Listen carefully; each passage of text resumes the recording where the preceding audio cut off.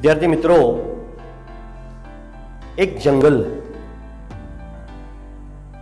त्या जंगलामध्ये अनेक प्रकारचे पशु पक्षी प्राणी राहत होते। घनदाट अशा प्रकारचं हे जंगल होतं। अनेक प्रकारच्या झाडांचा वनस्पतींचा त्यामध्ये समावेश होता। अशा या जंगलामध्ये सहसा कोणीही जात नव्हतं। एके दिवशी एक शेतकरी त्या जंगलामध्ये येतो। तो जो शेतकरी होता तो खूप वैतागलेला होता। काबाड कष्ट करूनही त्याला हवा तितका पैसा मिळत नव्हता आणि त्यामुळे तो अतिशय गरिबीच्या अवस्थेमध्ये जगत होता। काही करावं सुचत नव्हतं। खूप निराश झालेला होता आणि पैशाशिवाय कोणत्याही प्रकारची गोष्ट तो घेऊ शकत नव्हता। अन्नधान्य मिळवू शकत नव्हता आणि अशा या निराश अवस्थेमध्ये तो त्या जंगलामध्ये आलेला असतो। जंगलातल्या एका झऱ्याजवळ तो येतो। त्या झऱ्याचं पाणी पितो। थकलेलाही असतो आणि पाणी पिऊन झाल्यानंतर एका झाडाखाली तो बसतो। त्याच्या मनामध्ये विचार चक्र सुरू असतात। भूक तर लागलेली असते, पण तो ज्या झाडाखाली बसलेला असतो ते झाड कल्पवृक्षाचं असतं हे त्याला माहीत नसतं, पण त्याच्या मनामध्ये मात्र विचार सुरू असतात। सहज त्याच्या मनामध्ये विचार येतात कारण त्याला भूक लागलेली असते आणि तो विचार करतो की मला या क्षणी जर खायला काही मिळालं तर खूप बरं होईल। असं म्हणता क्षणी त्याच्या समोर अनेक प्रकारचे पदार्थ येतात। त्याला अतिशय आश्चर्य वाटतं आणि मग तो हे पदार्थ खातो। थोड्या वेळानं त्याच्या मनामध्ये विचार येतात की मला या परिस्थितीमध्ये जर काही पैसा अडका सोनं नाणं जर मिळालं तर मी खूप श्रीमंत होईल। असं मनात त्याच्या आल्यानंतर काही क्षणामध्येच त्या शेतकऱ्याच्या समोर दागिने, जुनी नाणी, चांदीची सोन्याची वगैरे असतात, त्याचबरोबर काही रकमा त्याच्या समोर साक्षात त्याला दिसायला लागतात। त्याला अतिशय आनंद होतो।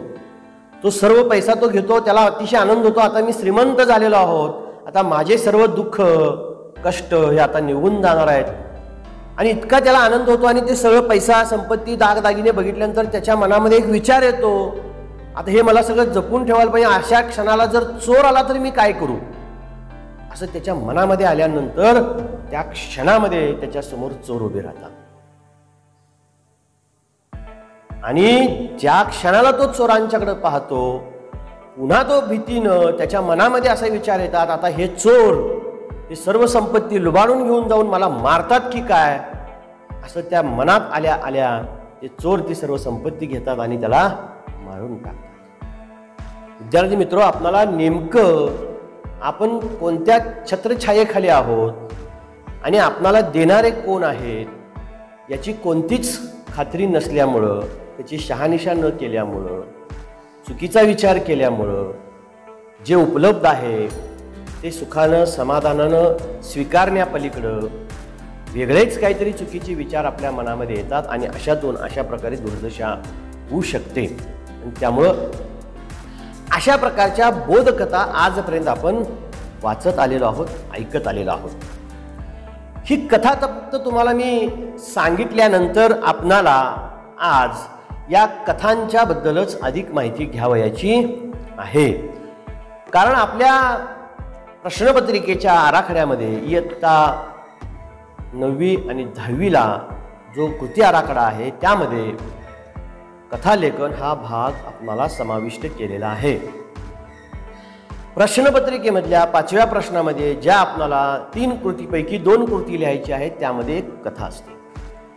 तर ही जी कथा आहे या कथेंच्याबद्दल आपली थोडी माहिती यापूर्वी आपण घेतली आहे. पुन्हा एकदा आपण या कथांचे जे प्रकार आहेत त्या कथांचे प्रकार काय आहेत हे आपण सर्वप्रथम पाहणार आहोत. आता आपल्यासमोर एक तक्ता दिसतो आहे, तो तक्ता पहा आणि मग आपण या तक्त्यावरून कथांचे किती प्रकार आहेत याची माहिती आपल्याला होऊ शकते. जो पहिला कथेचा प्रकार आहे तो आहे स्वरूपानुसार हा कथा प्रकार आहे. त्यामध्ये पहिला आहे दीर्घकथा, दुसरा आहे लघुकथा, तिसरा आहे मालिका कथा, चौथा आहे कथामाला आणि पाचवा आहे साखळी कथा. आता याचे विविध प्रकार आपल्याला अभ्यासता येऊ शकतात. आज आपल्याला फक्त यांची थोडीफार माहिती फक्त घ्यायची आहे. म्हणजे कथाचे जे प्रकार आहेत त्याचं वर्गीकरण कशा पद्धतीने घ्यायचं आहे हे फक्त आपल्याला माहिती व्हावी या उद्देशाने मी तुमच्यासमोर मांडतोय. त्यानंतर दुसरा जो प्रकार पडतो तो म्हणजे विषयानुसार कथेचं वर्गीकरण. त्यामध्ये ऐतिहासिक कथा आहेत. छत्रपती शिवाजी महाराजांच्या काळातल्या अनेक कथा आपण ऐतिहासिक कथा ऐकलेल्या आहेत. बाजीप्रभू देशपांडे असतील, तानाजी मालुसरे असतील, अशा अनेक कथा आपण छत्रपती शिवाजी महाराजांच्या काळातल्या ज्या कथा आहेत त्या ऐतिहासिक कथा आपण समजत असतो. पौराणिक कथा आहेत, अद्भुतरम्य कथा आहेत, सामाजिक कथा आहेत, विज्ञान कथा आहेत. विज्ञान कथेमध्ये सुद्धा पाहिले आपण शोध लावत असताना त्या शास्त्रज्ञांना कोणकोणते अनुभव आलेले असतील किंवा त्या शास्त्रज्ञांनी कोणती कृती केलेली होती, त्या शास्त्रज्ञांच्या वैयक्तिक जीवनामध्ये अशा ज्या कथा ज्या असतात त्या आपल्याला विज्ञान कथामध्ये समाविष्ट करता येत असतात. कथेचा जो तिसरा प्रकार आहे तो म्हणजे कथेचे आशयानुसार वर्गीकरण. विषय वेगळा आणि आशय वेगळा. तर काही गूढ कथा असतात, काही भयकथा असतात, रहस्य कथा आहेत, कौटुंबिक कथा आहेत, विनोदी कथा आहेत, नीतिकथा आहेत, बोधकथा आहेत. जी आत्ता आपण ऐकलेली आहे ती बोधकथा आपण ऐकलेली आहे. म्हणजे असे कथेचे आशयानुसार सुद्धा आपल्याला वर्गीकरण करता येतात. चौथा जो प्रकार आहे तो म्हणजे प्रवाहानुसार वर्गीकरण. यामध्ये काही ग्रामीण कथा आहेत, दलित कथा आहेत, आदिवासी कथा आहेत, स्त्रीवादी कथा आहेत. तेव्हा विद्यार्थी मित्र हो, अशा प्रकारे आपण हे कथांचे विविध प्रकार पाहिलेले आहेत. यातल्या बऱ्याच कथा तुम्ही वाचलेल्या आहात, ऐकलेल्या आहात आणि निश्चितपणानं कथा म्हटली की तुमच्या तो आवडीचा विषय असतो. कारण कथा ऐकणं आणि सांगणं हा अगदी लहानपणापासून तुमच्या जवळचा आणि अविभाज्य अशा प्रकारचा भाग बनलेला आहे. आणि सर्वांच्याच तो आवडीचा असल्यामुळं आपल्याला ऐकणं हे फार होतं, सांगणं किंवा लिहिणं हे फार कमी प्रमाणात होतं. पण आता आपल्याला कथा लेखन सुद्धा करता आलं पाहिजे. त्या अनुषंगानं आपल्याला या 10वीमध्ये कथालेखन हा भाग समाविष्ट केलेला आहे. तेव्हा कथालेखन ही सुद्धा एक प्रकारची कला आहे. जसं पत्रलेखन ही कला आहे तशी कथालेखन ही सुद्धा एक प्रकारची कलाच आहे. आणि ती कला जी आहे ती कला सरावानं आत्मसात होत असते. आणि ही कथा लिहित असताना जसं आपण मागे पाहिलेलं आहे शब्दसंपत्ती, इथंही त्याचा आपल्याला खूप चांगल्या पद्धतीनं उपयोग हा होत असतो. कथेतून आनंद मिळत असतो, कथेतून प्रेरणा मिळत असते, कथेतून बोध मिळत असतो, कथेतून संस्कार मिळत असतात. म्हणजे कथेमधून आपल्या विचाराला एक नेमकी अशी दिशा सुद्धा मिळत असते.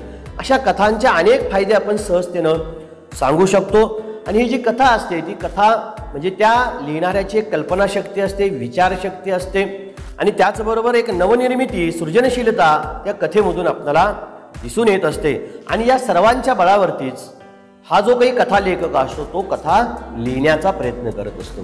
आणि आपलं वाचन जर चांगल्या पद्धतीनं झालं असेल तर आपणही अशा प्रकारच्या कथांचं लेखन सहजतेनं करू शकतो. तेव्हा आता आपण प्रत्यक्षात कथा लिहित असताना कोणकोणत्या घटकांचा आपल्याला विचार करायचा आहे हे आपण पाहणार आहोत. आणि या घटकांचा विचार करूनच आपल्याला कथा लिहायचा आहे. त्यातले पहिला घटक आहे तो म्हणजे कथाबीज. आपण यापूर्वी पण याची चर्चा केलेली आहे. कथाबीज म्हणजे काय, ते कथेचं केंद्र असतं. जी केंद्र आहे किंवा केंद्रवर्ती जे सूत्र आहे, या कथेचं केंद्रवर्ती जे सूत्र आहे, या कथेचा जो मुख्य भाग आहे, या कथेचा जो विषय आहे त्याला आपण कथाबीज असं म्हणणार आहोत. या कथाबीजावरतीच कथा तयार केली असते.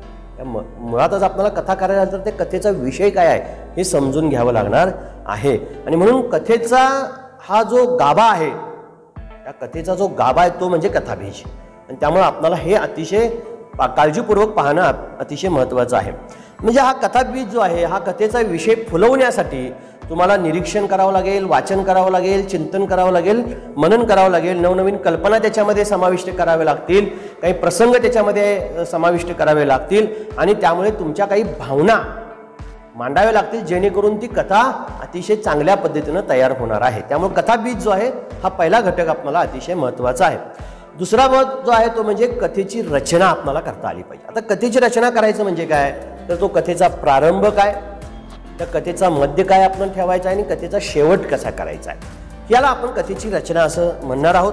म्हणजे कथेची सुरुवातच आकर्षक झाली पाहिजे, म्हणजे वाचणाऱ्याला पुढचं वाचावं असे भाव तयार झाले पाहिजे. म्हणजे सुरुवात जर तुमची आकर्षक झाली, कथेची भाषा साधी सोपी सरळ असेल आणि वाचणाऱ्याला उत्कट जर वाढत असेल तर ते निश्चितपणानं कथा शेवटपर्यंत वाचणार आहे. आणि कथेची रचना करत असताना अशा पद्धतीनं आपण विचार करणार आहोत. आणि त्यामुळं कथेचा मध्य असेल, कथेचा शेवट असेल, तो उत्कंठा वाढवत ठेवणारा असला पाहिजे. आणि शेवट करत असताना आपण पाहिलेलं आहे की त्यामधून तुम्हाला काहीतरी संदेश देता आला पाहिजे, बोध देता आला पाहिजे, काहीतरी एक विचार मांडता आला पाहिजे, संस्कार देता आले पाहिजेत. अशा पद्धतीने आपल्याला या कथेचा शेवट करता आला पाहिजे. त्यामुळे ही कथेची रचना या पद्धतीनं आपण पूर्ण करणार आहात. तिसरा यातला जो घटक आहे तो म्हणजे घटना आणि पात्र. जो कथाबीज आहे, जो कथेचा विषय आपण निवडलेला आहे त्याच्या अनुसरून आपल्याला त्याच्यामध्ये काही प्रसंग उभे करायचे असतात, पात्र कोणती घ्यायची आहेत हे ठरवता आलं पाहिजे. आणि अशा पद्धतीनं आपल्याला त्याची रचना करावी लागणार आहे. हे करत असताना त्या घटनेमधल्या त्या पात्रांचे काही स्वभाव वैशिष्ट्य तुम्हाला दाखवावे लागतील. जो काही तुम्हाला प्रसंग उभा करायचा आहे तिथली वातावरण निर्मिती तुम्हाला त्या ठिकाणी उभी करावी लागेल. म्हणजे जसं आपण पहिल्या कथेमध्ये पाहिलं की जंगल, घनदाट जंगल, तिथे पशु पक्षी, अशा प्रकारचे वातावरण निर्मिती त्या ठिकाणी तुम्हाला करता आली पाहिजे. तर याही पद्धतीचा आपण विचार करणार आहात. अतिशय बारकावे त्या पात्रामधले तुम्हाला सांगता आले पाहिजेत. तो प्रसंग हुबेहूब पद्धतीनं तुम्हाला उभा करता आला पाहिजे. एवढ्या तुमच्या शब्दांचं सामर्थ्य तिथं व्यक्त झालं पाहिजे. म्हणजे या ठिकाणी घटना आणि पात्र जे तुम्ही त्या ठिकाणी मांडणार आहात तर इथं ही काळजी आपण घेणार आहात. चौथं जे आहे ते म्हणजे पात्रांचे स्वभाव विशेष तुम्हाला तिथं सांगता आले पाहिजेत.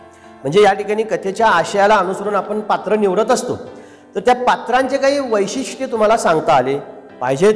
आणि तशा पद्धतीनं त्यांची जी वागणूक असेल, त्याचं वागणं असेल, त्याचे आचार असतील, त्याचे विचार असेल, अशा प्रकारे तुम्हाला ते वागणं किंवा त्याची स्वभाव वैशिष्ट्ये मांडता आली पाहिजेत. संवाद आणि भाषा हा पुढचा मुद्दा आहे. म्हणजे भाषा तर आपली साधी सोपी असावीच, पण त्यामध्ये जे आपण शब्द वापरणार आहोत ती सुद्धा अतिशय चांगल्या पद्धतीची आपल्याला वापरता आली पाहिजेत. एखादी शहरी भागातली जर कथा असेल तर त्या पद्धतीने आपले शब्द असले पाहिजे. ग्रामीण ढंगातली जर कथा असेल तर ग्रामीण शब्दांचा त्याच्यामध्ये वापर करता आला पाहिजे. त्यामधले जे संवाद आहेत ते संवाद वाचत असताना वाचकाच्या मनावरती त्याचा प्रभाव पडला पाहिजे. ते संवाद खुलत गेले पाहिजेत.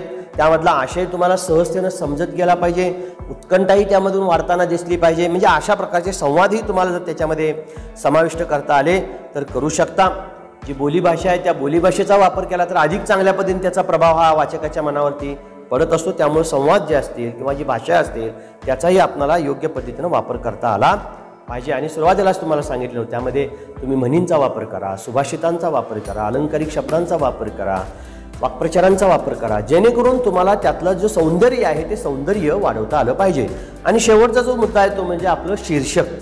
त्या कथा बीजावरून, त्या कथेच्या विषयावरून तुम्हाला योग्य अशा पद्धतीचं शीर्षक त्या ठिकाणी देता आलं पाहिजे. म्हणजे त्यामधून तुम्ही कोणता नेमका संदेश देणार आहात, कोणता विचार त्यामधून व्यक्त करणार आहात, त्याला अनुसरून शीर्षक मात्र योग्य पद्धतीचं असलं पाहिजे.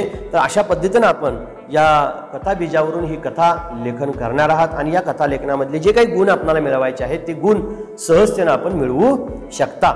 कथालेखन करत असताना तुमची सृजनशीलता, तुमची कल्पनाशक्ती, तुमच्यामधले विचार, तुमच्यामधले जे भाषा सौंदर्य आहे, तुमच्यामधली जी शब्दसंपत्ती आहे याचा पुरेपूर वापर करायला तुम्हाला इथं संधी आहे.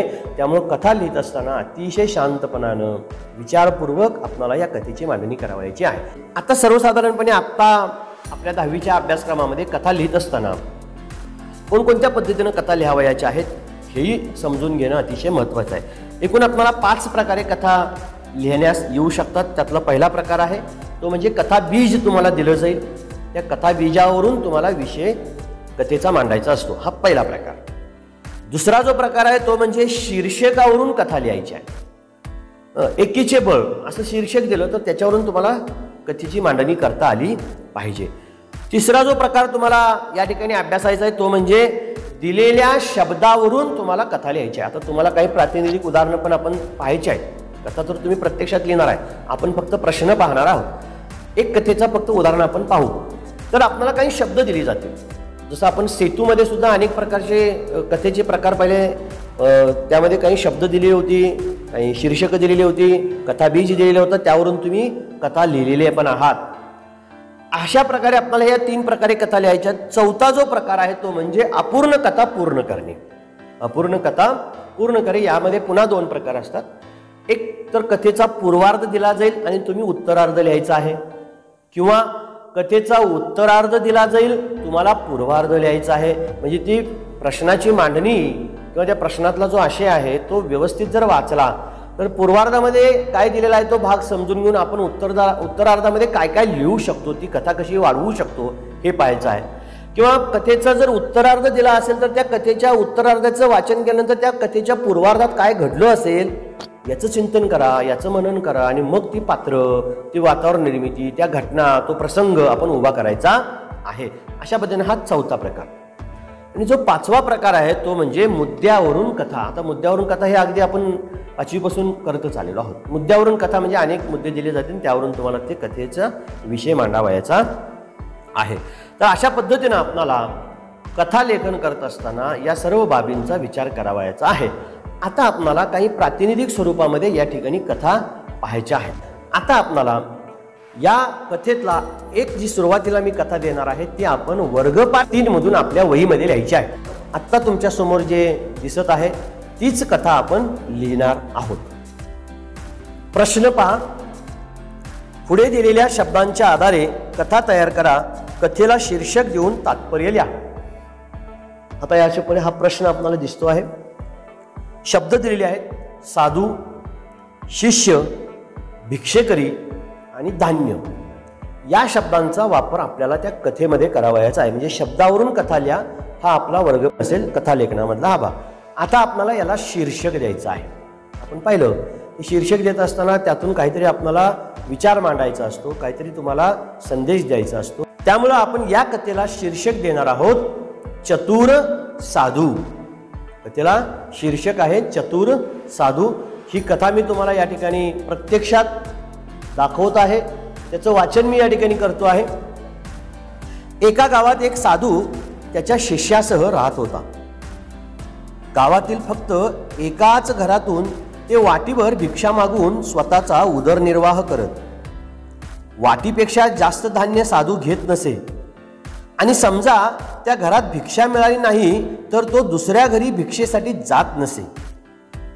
एके दिवशी ते गुरु शिष्य एका दुकानदाराच्या घरी भिक्षा घ्यायला गेले.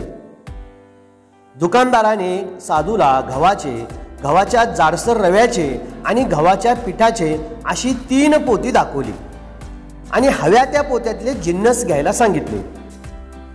साधूने 1 वाटी भरून गहू घेतले. दुकानदाराला आशीर्वाद देऊन साधू शिष्यासह त्याच्या मठात आला.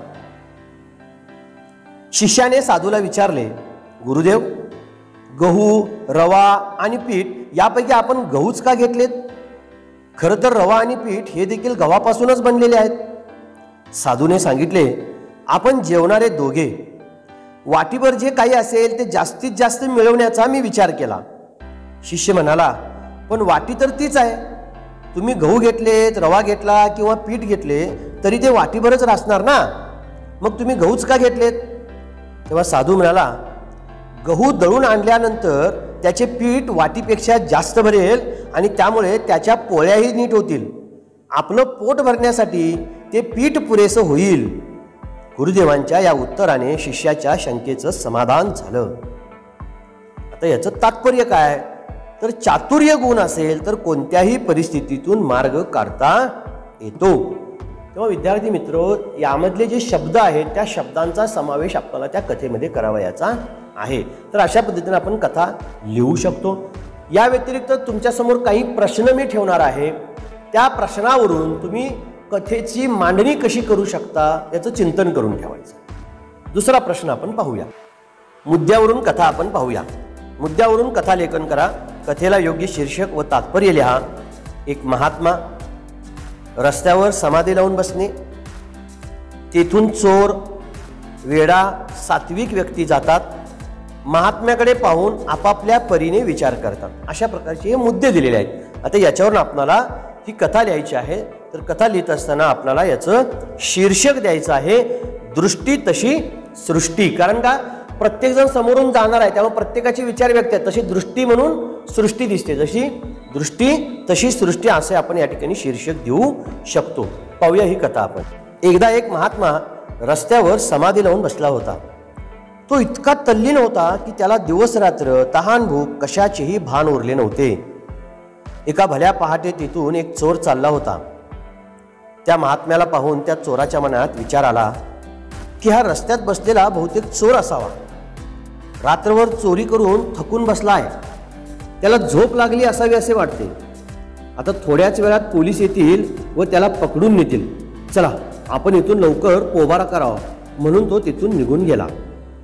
त्यानंतर तिथे एक वेडा आला. त्याला वाटले हा कोणी वेडा आहे, पण मी तर शहाणा आहे. आता जर मी याच्यासोबत थांबलो तर हा मला खाऊन टाकेल असे समजून तो वेडा तिकडून पळाला. यानंतर एक ढोंगी माणूस तिथे आला.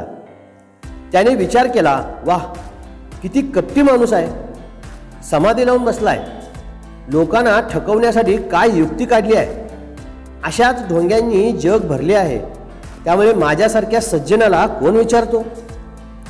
तो तिथून निघून गेल्यानंतर तिथे एक सात्विक माणूस आला. साधूला पाहून उभा राहिला.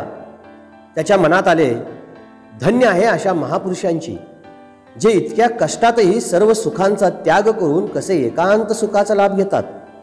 आपणही या स्थितीप्रत पोहोचू तेव्हा खरे सुख प्राप्त होईल, असा विचार करून तो त्या महात्म्याजवळ बसला आणि त्याची सेवा करू लागला.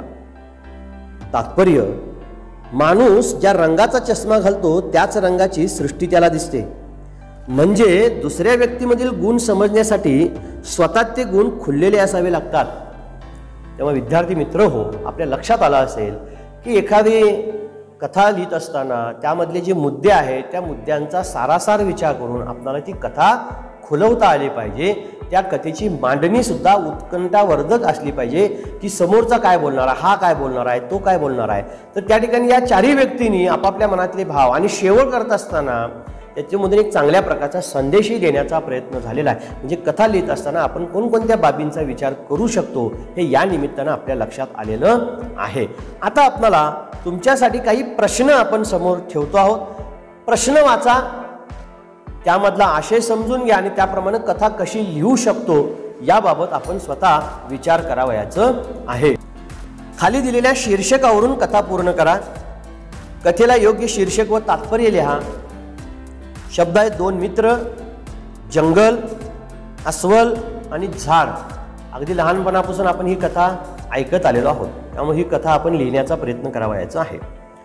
दुसरं आहे, खाली एका कथेची सुरुवात दिली आहे, त्यावरून कथा पूर्ण करा. कथेला योग्य शीर्षक आणि तात्पर्य लिहायचं आहे. सुरुवात दिलेली आहे आणि शेवट करायचा आहे आपण. यमुना नदीच्या तीरावर रामनगर नावाचे एक लहानसे नगर होते. पंडित जगन्नाथ हे तेथील अतिशय बुद्धिमान व विद्वान ग्रस्त होते. मात्र त्यांना आपल्या ज्ञानाचा प्रचंड अभिमान होता.